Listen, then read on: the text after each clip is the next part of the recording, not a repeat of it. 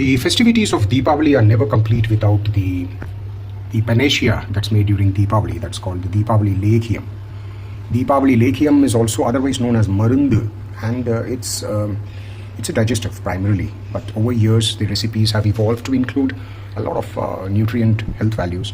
So that's how it is prepared at home today. So what I'm going to do is to make the Deepavali Lehyam, and let's see how it comes out.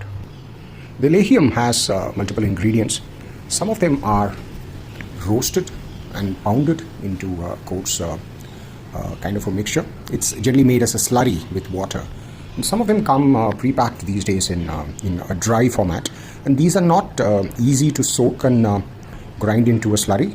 So what I have done is I have used the dry powdered ingredients, which are primarily turmeric, sunt or chukku, and ajwain or omam, and also chittarattai.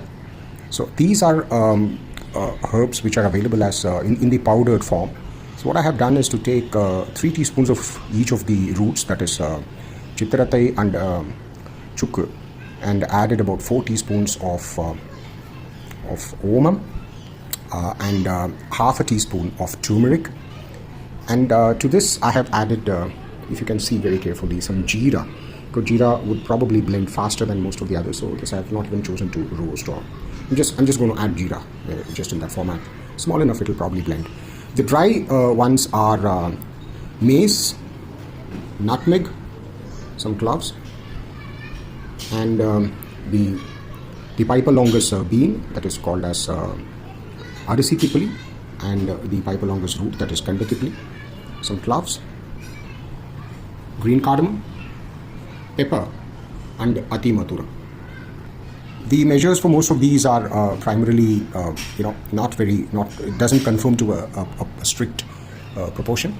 So go as you please, because some of them would balance out. For example, the spice of this would probably get balanced out with a little sweetness of the nutmeg and the cardamom, and the sharpness of the pepper would get balanced out with some of the nuts that you're going to throw in at the end.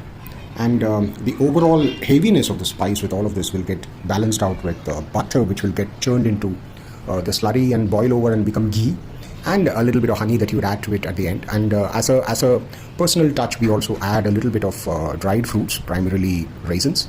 You could also go ahead and experiment and add some cranberries to it perhaps, and some ginger. So that's how we're going to improvise and make our Deepavali Lehyam.